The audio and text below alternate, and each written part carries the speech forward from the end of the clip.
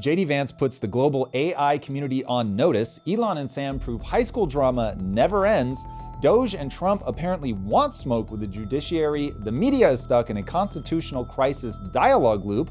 The US cold civil war continues to heat up. Hamas threatens to withhold hostages, and Trump threatens to unleash holy hell if they do.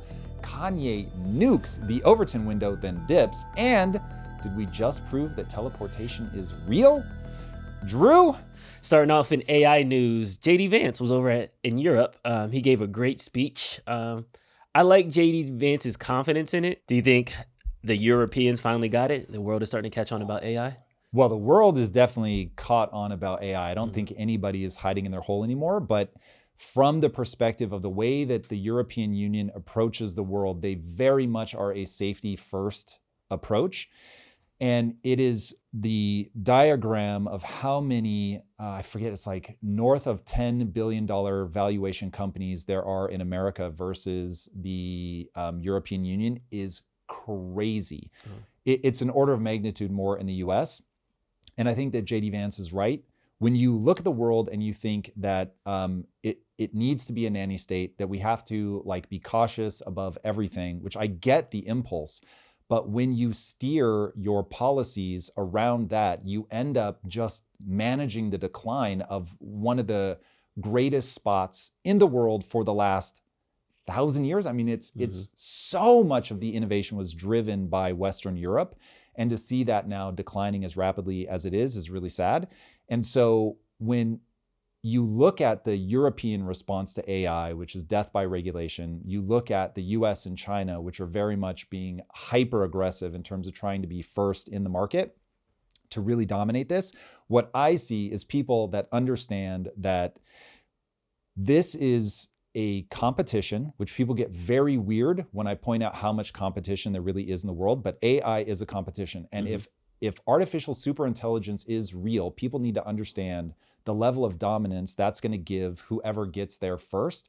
And when you start thinking about superintelligence, beating somebody by a week could be the equivalent of beating them by 1,000 years. I mean, remember, we're talking about superintelligence. I'm not saying general intelligence.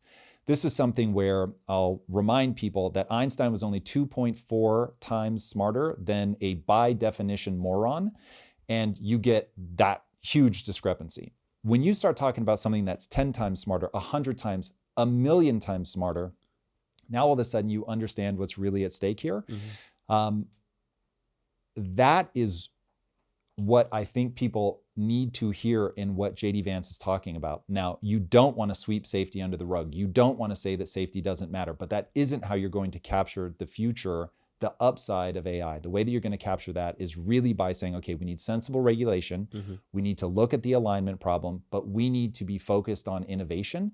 And that is a message I don't think Europe is constitutionally capable of implementing. It just, for the last however many decades, has not been their play. And it's so ingrained in the European psyche at this point, they're not going to turn it around. And so despite what noises they were making about we really get this and the game's not over and we're still in it, it's just not their approach to anything. Yeah. And to their credit, they did announce 200 billion euros of investment. It's the largest private public sector investment that they ever done. Okay, but hold on. So this is, look at what's happening in California.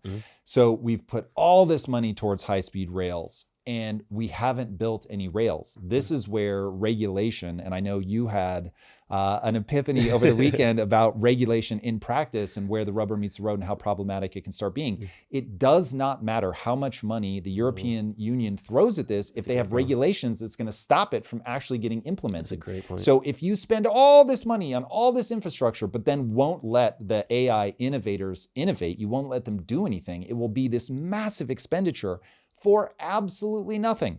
And that, again, the effective design of a system is what it outputs. Look at that diagram of the number of, again, multi-billion-dollar companies, whatever the exact number was, built from scratch in the US versus what's going on in the European Union.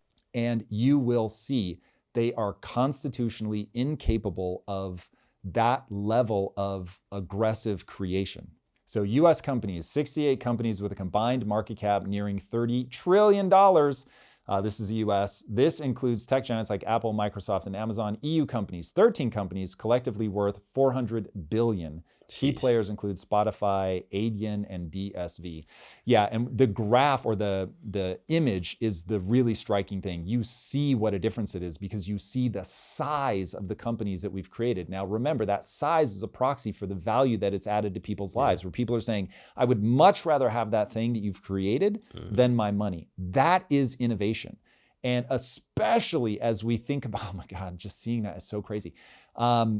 Especially when you think about that the way out of the debt crisis, certainly that we have in the US, but even globally, because so many people printed like crazy during COVID, to get our way out of this part of the debt cycle, you either end up in a hot war internally or externally, or you innovate your way out of it. There isn't another solution. You can trim, and you have to. You've got to Doge it. You've got to like make sure that we don't have to collect as much tax money as we are right now. That is a big part of this.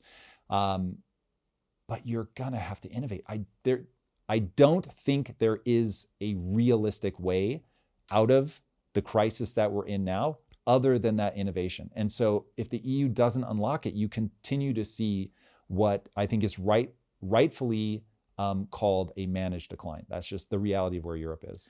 I feel it. And you brought it up. This weekend, I was doing like a short film, and it was 30 people on set to shoot a 12-minute video.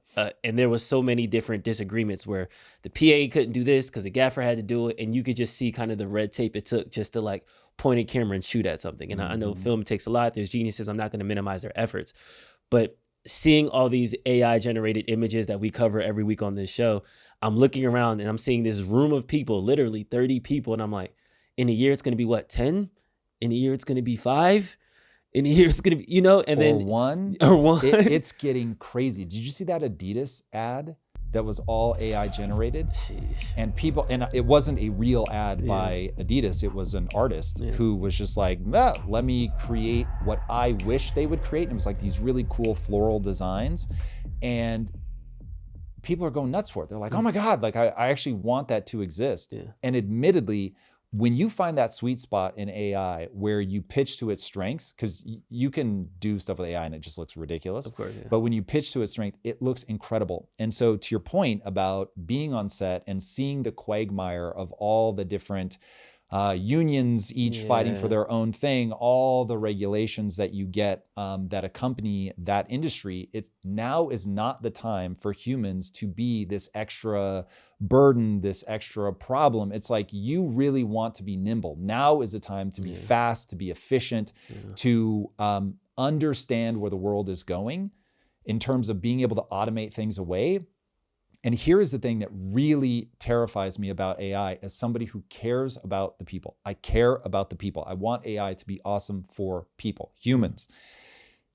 I look at this and I say, okay, here is the flywheel that's going to get started. The more you fear for your job and dislike AI, the more you're going to throw flags on the field, the more you're going to try to slow things down, the more you're going to try to sabotage it, the more you're going to do strikes and things like that. And that's going to drive the people that are taking the capital risk to build these companies. And you're going to incentivize them to say, okay, well, when this contract ends or when my time with this employee ends, I'm not going to replace them with another human. This is just too big of a pain in the ass. I'm going to now automate anything and everything that I can, which then makes them grab the humans that are getting displaced, makes them grab even harder, throw more flags on the field, create more of a problem, go on more strikes, and that makes them further implement AI. And so you get into this crazy flywheel of the more you resist it, the faster it will come. Wow. So it's like being stuck in quicksand where if you struggle and you're flailing, you just go down even faster. If on the other hand, you go, okay, wait a second. How do I understand the problems that we're trying to overcome? So even in something just as purely creative and pure expression as making a short film, if you say, okay, cool, we're trying to make this thing that's going to garner attention, let's assume on YouTube. And okay, I want to make this whatever my role is. If I'm the sound guy, if I'm the gaffer, if I'm the key grip, the first AD, it doesn't matter, whatever you are. I want to make sure that I show that humans can do a thing that is so valuable that you would rather be working with me, maybe me in conjunction with AI, but you'd rather be working with me than just outright replace me with AI. Because there is a point where people will take a diminishing return on AI, knowing that, not diminishing return, they'll take a lesser result on AI that doesn't create problems, that doesn't sue them, that doesn't walk out, that doesn't do a strike, that, all the things that make it a pain in the ass, make it too expensive to do. And they'll say, oh, I'd actually rather have the AI than the person, because even though I'm taking a slight compromise, I don't have to deal with all the other stuff. You want them instead to say, oh man, these people are able to do something AI can't do. There's a special sauce here. There's something magical. People are not going to even delay AI, because I don't think there's any universe in which humans alone outcompete humans with AI for sure. And on a long enough timeline, probably just AI full stop. But they're not going to be able to outcompete them. So if I were coaching and I was saying, okay, cool, you want to forestall AI as long as humanly possible, it isn't to go try to cut the wires at the data center. It's to show humans are way more fun to interact with. Humans are way more creative. Humans have artistic instincts and impulses that lead you in weird directions that an AI is never going to be able to do anything but clone and mimic. But right now, man, that panic just instills in people a strategy to cut the wires, to strike, to do all the things that are just going to cause AI to get put forward faster. I feel like this conversation is coming full circle, and we're going to get there, but it feels like we would rather have the comfort of the nanny state, kind of going back to the EU, where it's like, I guess they were too big and too powerful for so long that the people just got comfortable with like, oh, okay, they'll take care of me, they'll do things. So now when something radically game-changing comes around, like, can we survive that? Like, I literally walked into this office today like, yo, this is about to be a coal mine. Like, this is, I feel like this is going to be the middle of Pennsylvania in 20 years. Like, LA specifically, LA, because we're a capital of media. Yeah, because we rely on humans producing this artistic output, where, to your point, a studio might not make $1 billion with AI, but if they make 200 million, that's fine. If it only costs them $6 million to make some just insane. Yeah. So it's just, I don't know. I feel a whole nervousness about this. Don't ask questions. Don't look under the hood. Don't audit us. Like, leave it as it is. Don't change anything. But I feel like this change is inevitable. Like, it's bubbling over. It's almost like you're trying to put Pop Rocks in Coke and then like hide it under the desk. Like, it's gonna explode. Like, you can't. That's really a fun metaphor. You can't undo it. I don't know. Yeah, Mentos in Coke is a very good example. Yeah, this is coming whether people want it to or not. Again, because life is a competition. I really can't internalize why that bothers people, or maybe the better way to say it is I can't understand why people fight against reality. You're going to get smacked in the face with what is real and what is true. And it seems far more effective in your life to constantly be self-correcting your own belief system to try to get closer to what is real.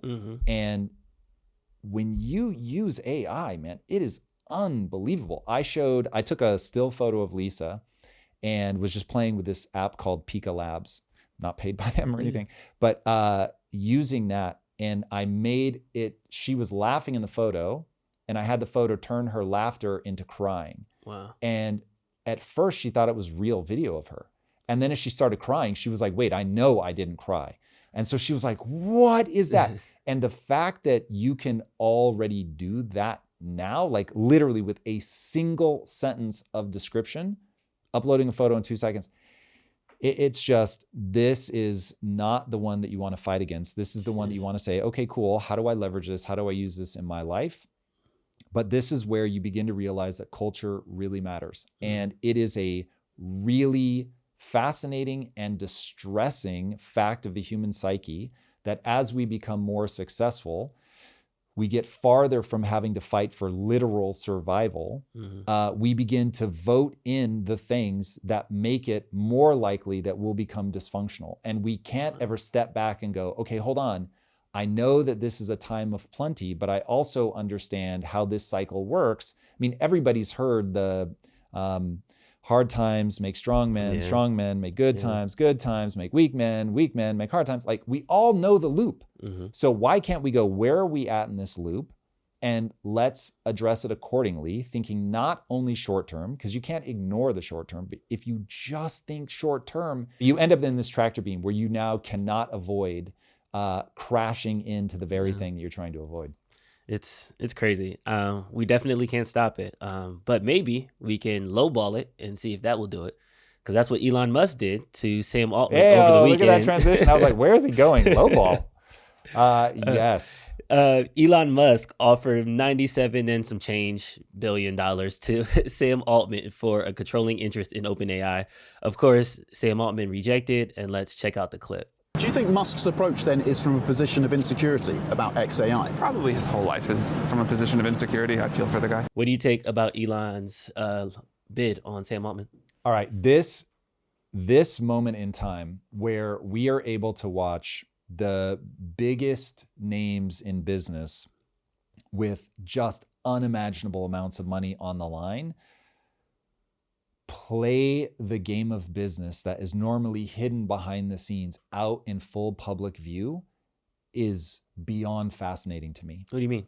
Okay, so there's a lot that's going on here. So one, I'm sure that Elon would love to get a controlling interest of OpenAI, and if he could pick it up for just under 100 billion, he probably would. And I don't think he would have any trouble raising the capital. But I don't think that's the real game. The real game is he is trying to batter Sam publicly to take every chance he can to slow him down, to trip him up, to make things hard for him.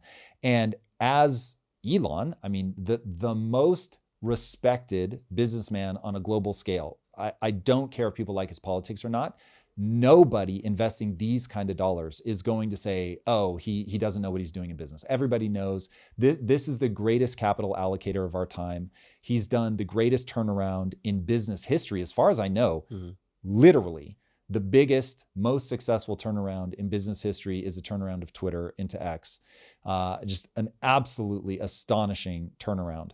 And so when that guy comes out and says, without saying it, but this is what your company's worth, at the moment where Sam is trying to raise money at a $300 billion valuation, if I'm not mistaken, it just throws a wrench in the gears, where now at a minimum, Sam is going to have to defend himself, and it puts him in a defensive posture to be like, listen, Elon, he's just trying to trip us up. We're obviously worth a lot more than 97. But he's now forced to have the conversation that Elon wants him to have. Yeah, he changed the frame. Exactly. Yeah. And it's like, you've got this guy who everybody wants a little piece of. Not everybody, of course, nothing is monolithic, but so many people would want to get Elon involved in some way. And so now you can imagine conversations back channel where people are saying to Sam, like, hey, can't you guys bury this? Can't you squash it? Can't we do something with Elon? Isn't there a thing here that we can do? Or even, I don't want to compete against Elon. So if you're a capital allocator out there and you're like, do I want to go up against the greatest innovator of a generation, potentially of multiple generations, potentially of all time? Like, do I really want to be in that battle? And some percentage of them are going to say, no, I don't want that battle. Like even somebody like Peter Thiel has just flat said, I would not want to be in the business of competing with Elon. You've had Mark Andreessen, again, one of the most successful capital allocators of our time, saying, I don't like the idea of betting against Elon. So you get all these people that are like, the thing I don't do is bet against Elon. And Elon is putting down that gauntlet saying, wow, I am going against this kid, like this guy. It's personal. I am going to continue to chop away at him, both through building a better product and by doing things like this. And you start going, okay, you've got this guy who is very well connected. I know some people have a real beef with how connected he's become, but he's extremely connected. He's unreasonably talented at this thing that we call capital allocation. He's unreasonably talented at just raw entrepreneurship. He's unreasonably talented at getting talent. And I don't know why he reposted this today, but Elon reposted a clip from back in the day where he was talking about his fallout with Larry Page at Google was over recruiting Ilya Sutskever, who is basically credited with being the most important hire at OpenAI. He's no longer there, but the fact that it was Elon that got him there in the first place, suddenly people start going, okay, hold on a second. Elon is a big part of the reason that OpenAI is where it is. Elon has called out, I am going after this kid. And Elon is saying, oh, hey, your company is worth, 97.4 billion. It's just a lot of things for Sam to deal with. To bring it back to where I started, I definitely feel that emoji of the popcorn, and I'm like, and I feel terrible because these are like so high stakes, but it's all visible now. We can see it all, whether it's at the government level, and now we're just seeing everything. We're seeing into the books, we're seeing into the way that the sides are fighting each other and how they're doing it, because social media is bringing all of this stuff to the forefront. It's just an absolutely fascinating time to be alive. And for anybody that is terminally curious and just wants to learn and get better, it's like, whoa, being able to see this stuff is incredible. It reminds me when Zuckerberg tried to buy Snapchat, and then the guys turned him down for like 100 million, then he turned it down for $1 billion and stuff like that. So it's interesting to see these competitions, and then Zuckerberg ultimately just like copied the story format from Snapchat, and that kind of hurt their market share. So do you think that Sam should worry about that, since Grok, like Elon does have his own AI system he's building. He is a direct competitor with OpenAI currently. Do you think it's going to get to that? Like, how would you react to somebody kind of making that offer? Is it like, should I negotiate with them? Should I try to counter? Like, listen, this is definitely Monday morning quarterbacking. So Sam is in a way better position to know what he should be doing here than I am. But as somebody on the outside looking in, here's how I would play it. Sam, you can't flinch. You need to be aggressive. You've got to keep going and try to outcompete. Unless Sam knows something, like if he's hemorrhaging, because they have hemorrhaged a lot of talent. If he's hemorrhaged talent to the point now where he's like, I don't know if I can compete.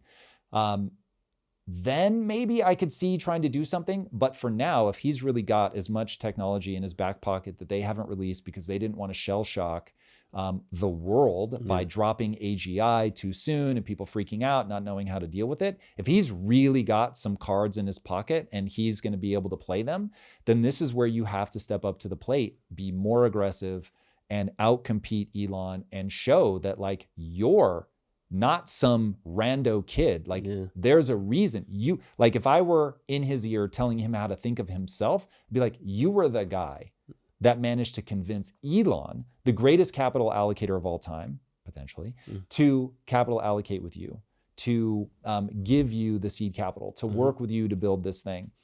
You were the guy that they tried to coup from within your own company, and you got reinstated. It was like one of the most gangster moves in recent business history. I mean, just absolutely incredible.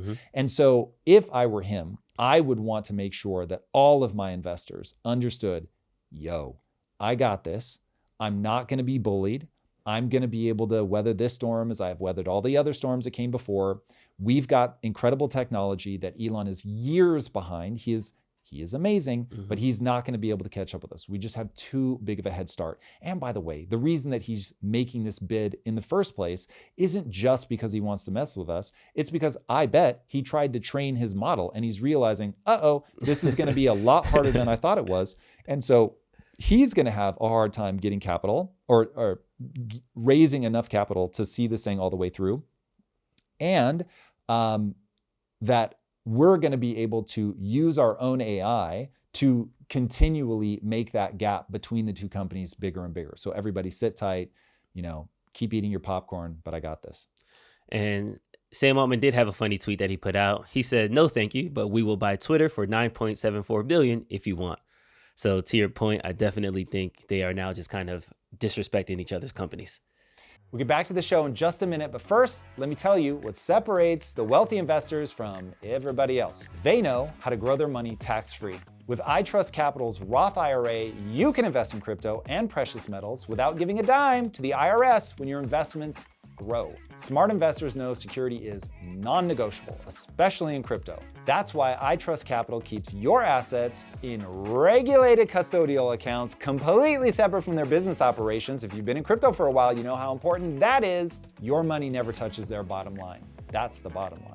They've stripped away everything you hate about traditional IRAs. Buy and sell crypto and precious metals 24/7 with zero monthly fees and simple pricing. Just 1% for crypto trades and clear rates on metals. As a part of our collaboration with iTrust Capital, they're offering our community an exclusive bonus. Use code IMPACT when you sign up and fund your account to get a $100 bonus. Just click the link in the show notes and use code IMPACT. This is a paid advertisement. Now, back to the show. It's a little sad to see in terms of you've got these extraordinary talents building these extraordinary things, taking shots at each other, but also in the age of social media, reality is the greatest reality show ever. Like this is, you don't need to go looking for unscripted programming. You can literally just look at real life stuff that's happening. It is fascinating. It is fascinating. And these responses to Doge have been just as fascinating. We covered the meltdowns last week. There's now been some lawsuits, but Scott Galloway and Kara Swisher, they want to take it even further. Let's check this clip out. They can unmask CIA officers who put their lives in harm's way to try and keep our Americans safe. I want to know who their names are, and I want to see Democratic governors saying, I'm going to do everything I can in my power to use the full faith and to the letter of the law to put you folks in prison. I think what you're doing is trespassing. I think this is a coup. And be clear, just because the new insurrectionist who was elected, I don't believe this is legal. And I'm going to hold the people accountable who are trespassing and a part of a coup accountable. To just sit back and say this is horrible and this is unlawful, we need to go gangster here and say, look, we are not negotiating around this stuff. This is illegal. This is a coup. This is the unlawful seizure of power. We are not going to engage in these bullshit, ridiculous arguments over, Gaza and Greenland. We are going to hold the people accountable. Here are their names. Here are their faces. And we have contacted the local authorities in where these kids live, these young adults, and we are going to hold them accountable. It's crazy. We need to go gangster here. What's your reaction to the Doge engineers? Yeah, this one makes me sad. So there is a reason that we have the balance of powers. I think the balance of powers is very important, and I don't want to see that ignored, and I don't want to, I don't think that the media is out of their minds to say this could become a constitutional crisis. I don't think we're at constitutional crisis. It will all depend on how Trump plays this in the coming weeks. If he just completely ignores all the court orders and just continues to do his thing, then yes, we do have a problem because you have a judiciary for a reason. I think that does need to play out in the courts. Having read the Constitution, the Constitution's light, man. I don't think people understand how few words are actually in the Constitution. And so it doesn't lay out like if a bunch of if this, then that statements. It's really, really Spartan. And so the way that the system works is you create a simple-ish document, and then you let a bunch of things work their way through the court system. And that I think you want to let happen. And so there was a ruling, I think in 1803, it's like Marbury versus something. And what that said was basically that the judiciary can check the executive powers. And so they can't just drop an unending string of executive orders and expect that there's not going to be any pushback. If you have a federal judge who believes that this is unconstitutional, they do have the right to say, hey, you got to pump the brakes. And so I don't want to see that be ignored. I'm the guy that was like, hey, the one thing I do worry about is when you've got the House, the Senate, executive branch, and legislative branch all on one side. Like that makes me a little bit nervous. And that's basically where we're at now. So I would not want to see all of that lined up. And oh, by the way, in the lower courts where it's going to be harder and longer term to get a more balance, because admittedly that you have a lot of activist judges, which I don't like. But nonetheless, it's good that we have some checks and balances here. So anyway, I want to see this play out. But the thing that makes me sad about this is not that, because I remain optimistic that that will be handled well. What makes me sad is the aggression towards these young guys. Like, I don't understand what everybody's beef is with. They are working with Doge, which was put together by Trump, which, by the way, is taking an existing department. It was already there, using the exact authority that it already had. And now all of a sudden it's making people mad. This was something that was created, I forget the original name, but it was created by Obama. And so it's like, guys, this is why you have to be careful of being so combative that people end up doing so many things by executive order. This is powers, a department, again, that was created by Obama that's now just being leveraged by Trump. So it retasked, admittedly, but this isn't a new thing. This isn't something that Trump spun up out of nowhere. So going after the engineers that Trump has put in place via Elon, who then found these young engineers. So a nice tight line to the president, going after them, like, that doesn't make any sense to me. If you have a beef with Trump and the way that he's running his government, then you go after Trump. You don't go after the people that he's asking to go do a job that, by the way, as an American taxpayer, I'm like, why are people mad about this? Like, if we see, not to get sucked into talking points, waste, fraud, and abuse, which I assure you, they are using those words over and over and over and over and over and over and over so that people can easily identify it. But if we really are finding that stuff, you don't want it to stop. Like, it's crazy. So I get it. As we get into the weeds, we're going to be like, okay, wait. This one got caught up. This one should be left to run. It's doing good things. This is not the one that you want to shut down, which Elon has said a gazillion times. When you go into, he doesn't say turnaround, but I'm going to use that language. When you go into a turnaround like this, you've got to cut hard. And then you're going to see, oops, we cut some things out, some regulations or departments or whatever that actually serve a function. You bring them back. This is exactly what he did at Twitter. He would cut something and then realize, okay, we need some percentage of this back, and he would bring them back. And look, you do go through a period that is tumultuous, but you can't panic in that moment. Otherwise, it's going to be the same as it ever was. And it is very important that I plant a flag for the base assumption that drives my views on all of this. And that is, we are headed towards a fiscal cliff that will destroy this country, all the people in it. And we are racing towards that cliff at 120 miles an hour. And I've talked about endlessly why I believe that. But that drives my thinking on this. That's why, dude, you have to reduce the budget. And that means you're going to be cutting things. And of course, there are going to be people who want those things to go forward. But calling it a coup, I'm like, what is happening? This is why he was elected to do this. So challenge the things you think are worthy of challenge. Let them go through the court system.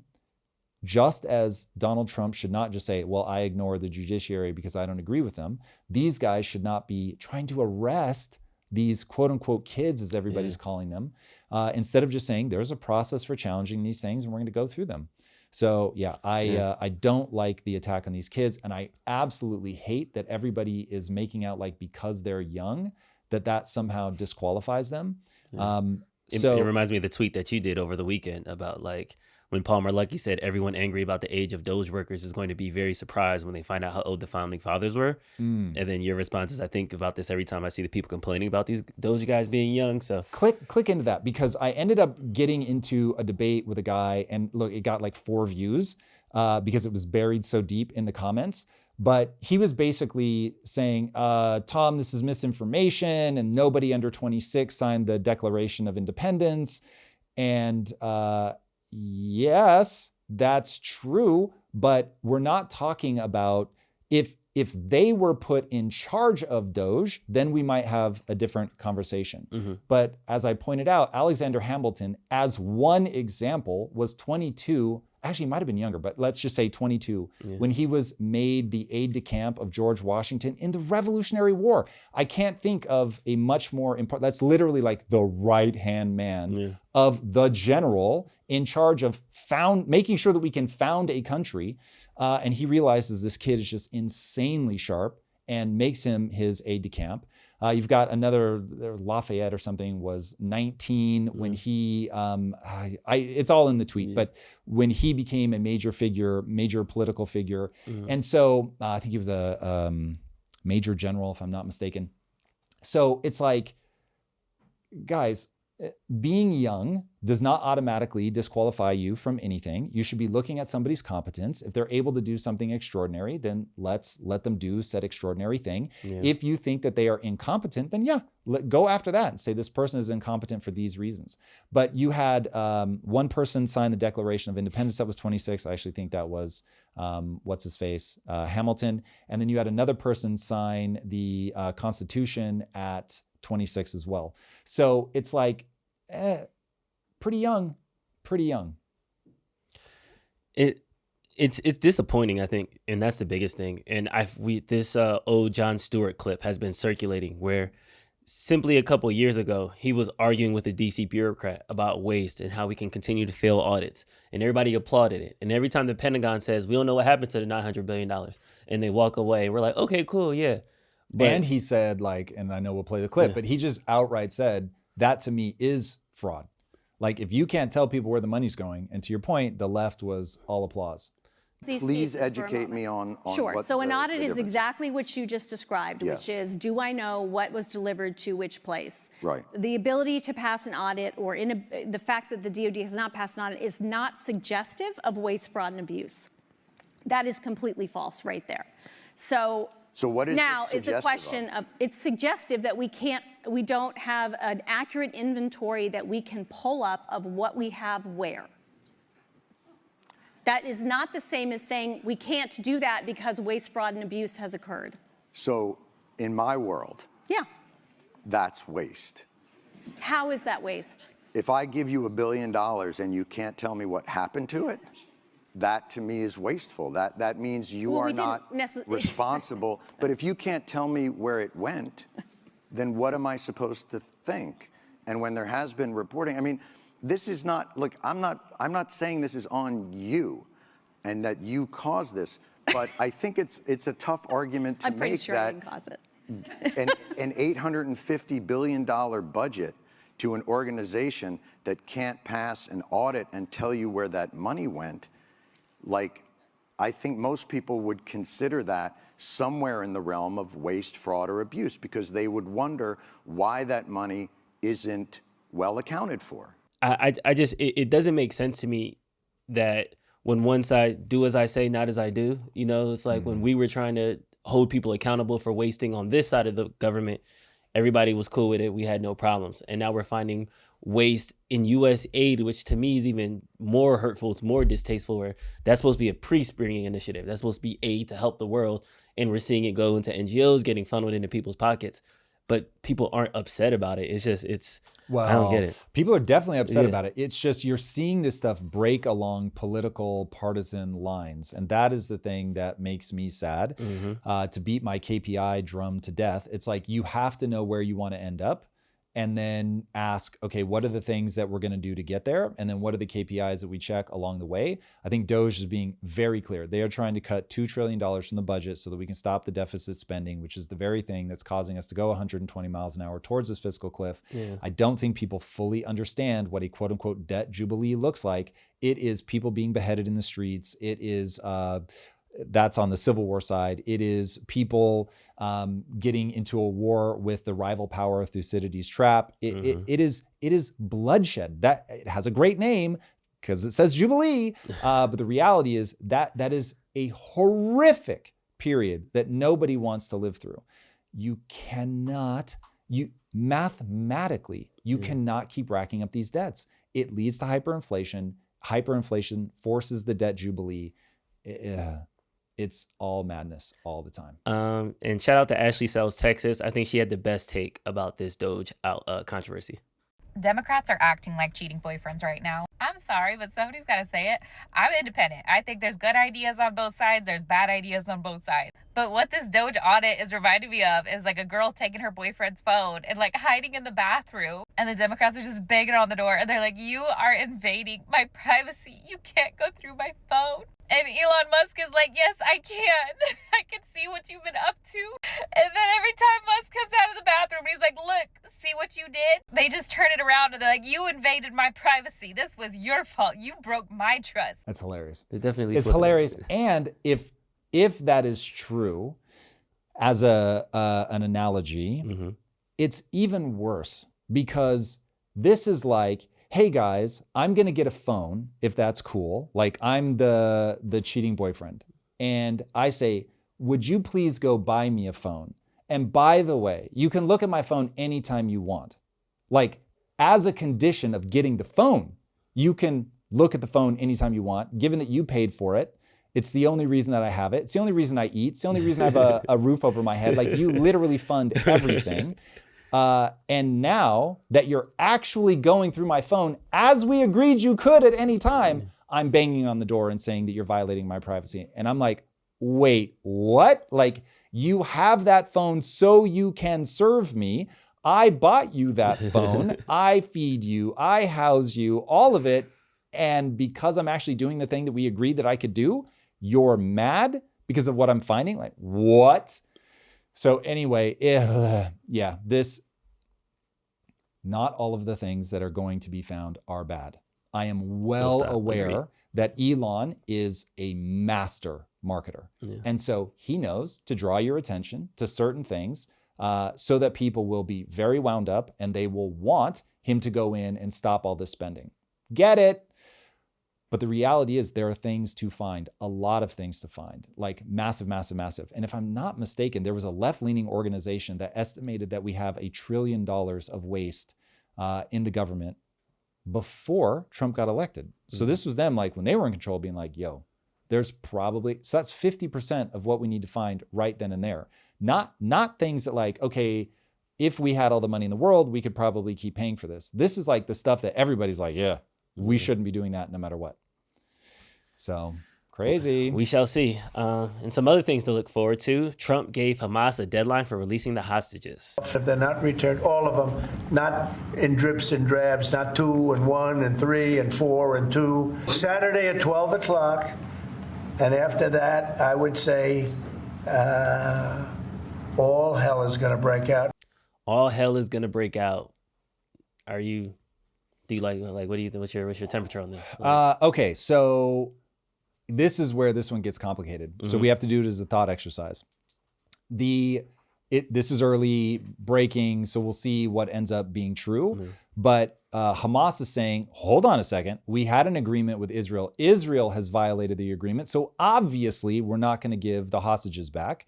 And if you made an agreement and you're the one violating the agreement, obviously I would expect the other side to be like, hold on a second. Yeah. So if that ends up being true, then it's like, you need to make good on the things you said you were going to do. Like you're just going to absolutely destroy your reputation. Now, I don't know if that's true. It's entirely possible that Israel comes back and says, guys, this is ridiculous. I can't believe you're saying this. We agreed it was going to happen like this. We haven't hit the deadline yet. Boom, boom, boom. So I don't know where that stands. As a thought exercise, whoever is violating the treaty or the agreement, that's the side that is creating this knock-on effect. Mm-hmm. Now, if on the other hand, Hamas is the one that's breaking the agreement, then yes, you have to play international politics, has to be a game of fuck around and find out. Mm-hmm. And the second that it's not, you get big problems like just take Russia and Ukraine. So Ukraine had nuclear weapons. They gave them away. And now they've been invaded. Had they kept them, they would have had a much stronger deterrent and they might not be in that position. So I get it. I'm sure it was with all the good intentions in the world about nuclear deproliferation that made them want to do that. Fuck around and find out. So if Hamas is violating the agreement, you have to go ham because you can't have people say they're going to do something and then not do it. But again, I don't know which side is actually the one saying they were going to do something and then not doing it. But if they fuck around, they're going to find out. Yeah. I just know it's supposed to be a ceasefire People are still dying. Aid is still not being delivered. It seems like this is going to be a never-ending conflict, and I'm still going back to it. It's not. Like, this is the whole thing that I said last time. Yeah. I don't know what to do with this morally. Yeah. October 7th happens. Mm-hmm. Easy moral call. You can't. Bad. All bad. That there was going to be a response. Obviously, morally, you have to defend your people. Got it. Morally, have they gone too far? Probably. They kill a lot of people. Definitionally, they have done ethnic cleansing. That doesn't sound good. Sounds absolutely horrible. So I look at that and go, here's the really bad kicker to all this. It might actually bring peace. What the I don't know. Like, if this were 500 years ago, I'd be like, hey, decisive military victories. It's the only thing that's ever worked in human history. Got it. That's how we got peace with Japan. It's how we rebuilt Europe and it didn't become a psychotic dictatorship. You need a decisive military victory. The other side has to give up their will to fight. And clearly, that's what's happened from Israel to Hamas. Now, Hamas is probably still in a position to be a terrorist group. Israel's using that as a cover story to keep going ham. Now, I call it a cover story on purpose because, at this point, the only thing that they have left is to be a terrorist organization. I don't know that you're ever going to be able to root that out, full stop, unless you do what they're talking about, which is, hey, let us rebuild it for you. We're just going to move you to Jordan and Egypt real fast, just real fast, Drew. We'll be right back. Yeah, don't worry, guys. So that's where I get unnerved when Trump said, I don't want to misquote. It was something to the effect of, as my faulty memory goes, something like, oh, the people that have struggled for so long and had such horrible lives shouldn't be the ones rebuilding this. That felt like sleight of hand. Yeah. Like, it's like if he had said, hey, these guys have suffered endlessly for a very long time. And so we're going to partner with them to rebuild.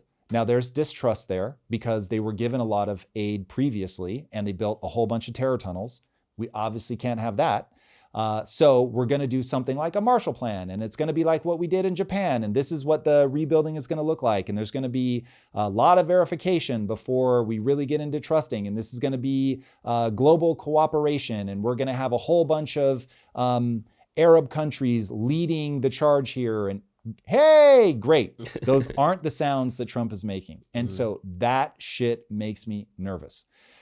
So anyway, we're going to see how this plays out. But again, I just keep coming back to, but is it going to work? Like, it might actually, while grotesquely immoral, may also work.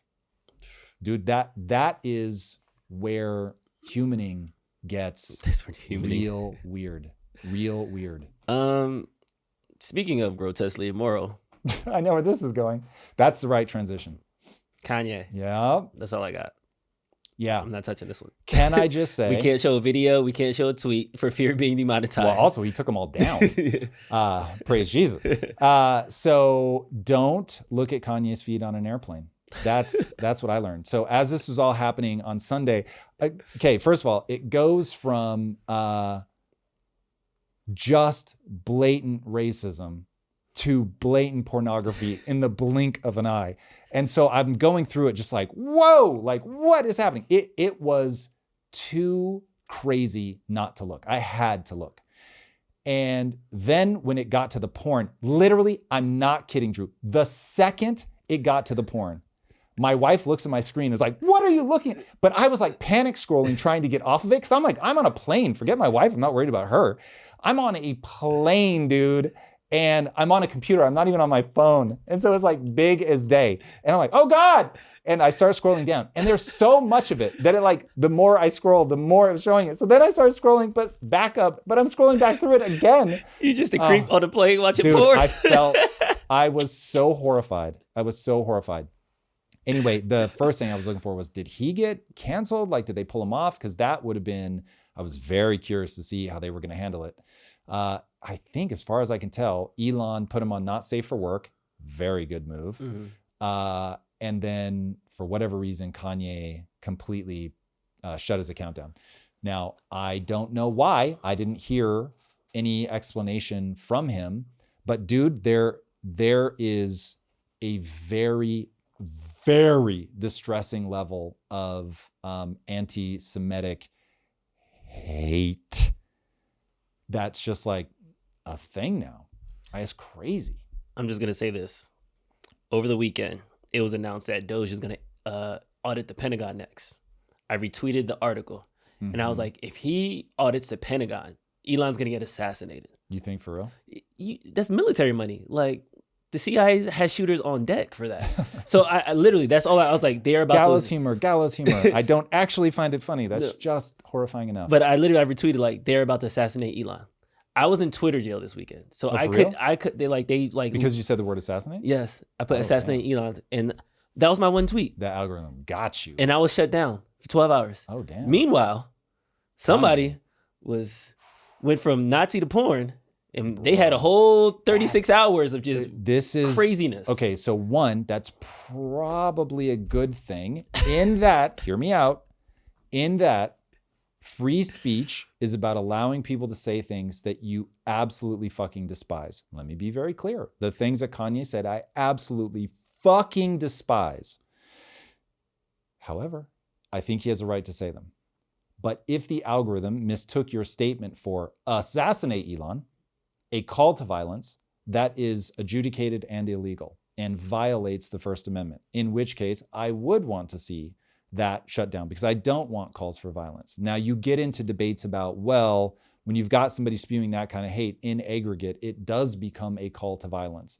And I get that, but I still don't think that you can shut it down. I mean, I grew up in the age or just after when the ACLU was fighting for the right, or the Anti-Defamation League. Forgive me for not remembering which organization it was, but they fought for the right for Nazis to march through a Holocaust survivor community in like Michigan, Ohio, somewhere in the Midwest. Sheesh. And I was like, yeah, it's disgusting. And you wish that nobody thought that way, but it is their First Amendment right. You don't want people adjudicating what you can and can't say. You just don't, man. So listen, I was mortified not only to see, because Eric Weinstein posted something that really fucking bothered me as well.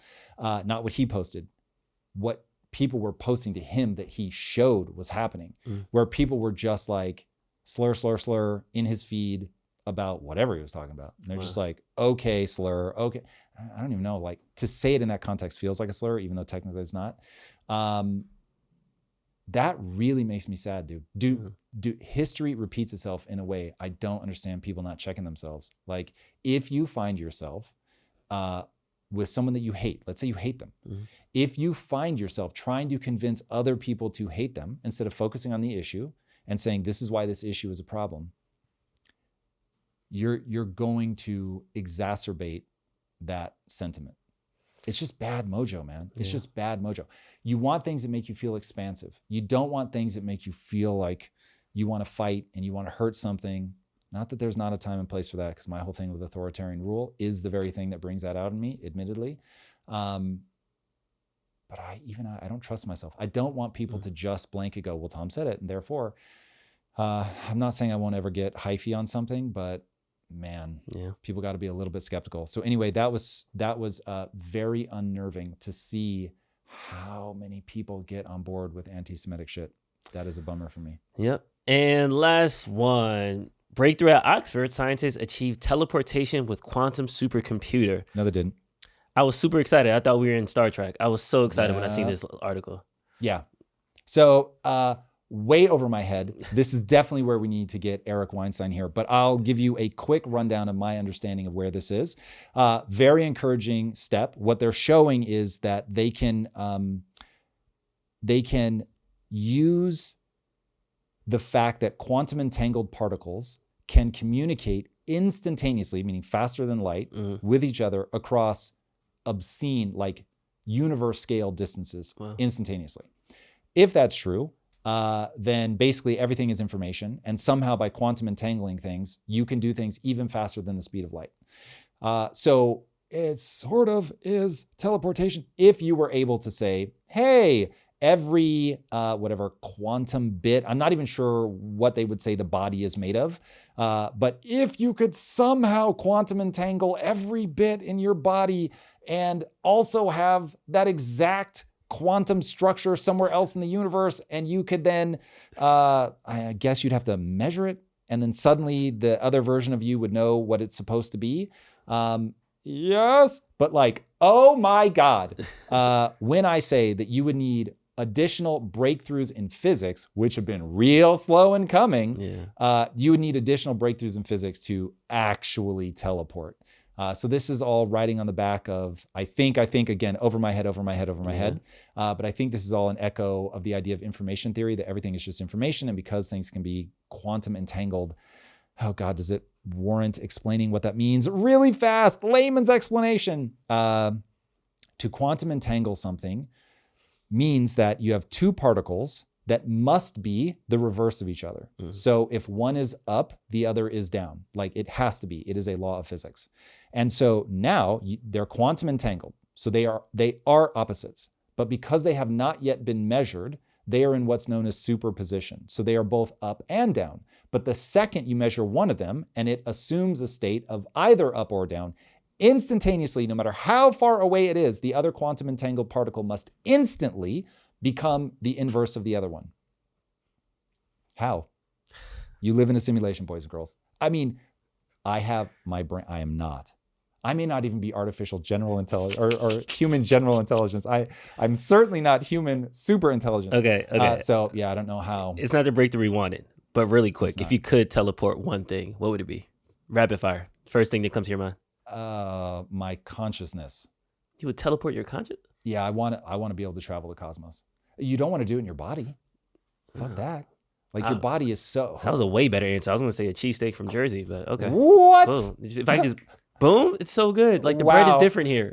Now I want to have a conversation with you. If you had a magic genie and you could ask for one thing, what would you ask for? But I know we are unfortunately out of time. Everybody, if you have not already, be sure to subscribe. And until next time, my friends, be legendary. Peace. If you're a business owner looking to scale, I can help. I assume you're here because you know the world is a freakishly complicated place, but with the right rubric for decision making, you can navigate even the most complex problems well. After scaling my last company to $1 billion exit, I knew I had a winning formula, something I call the physics of progress. It works in any industry, in any economic climate, bull market, bear market, doesn't matter. Every complex problem can be solved if you know how to approach it from first principles. In the end, that's how you avoid getting trapped in plateaus. Think about the biggest challenge facing your business right now. Maybe your revenue drops every time you step away. Maybe your industry is affected by tariffs, or your business partner is holding you back. Maybe your marketing is no longer working, or you hate social media and everyone tells you that's where you have to be. These problems can seem impossible until you approach them from first principles. That's exactly what I teach inside the $1 Billion CEO program. I'm only working with a select group of entrepreneurs right now, but if you've got a real business and are looking to scale, apply now. Visit impacttheory.com/scaling or click the link in the show notes to apply. Again, that's impacttheory.com/scaling. If you like this conversation, check out this episode to learn more. Doge finds a massive bombshell in US aid. Michael Saylor goes so hard on Bitcoin that even Satoshi said, damn. White people Twitter call for Elon to be guillotined, and there was no winky face emoji. Trump bans trans athletes from women's sports. Google quietly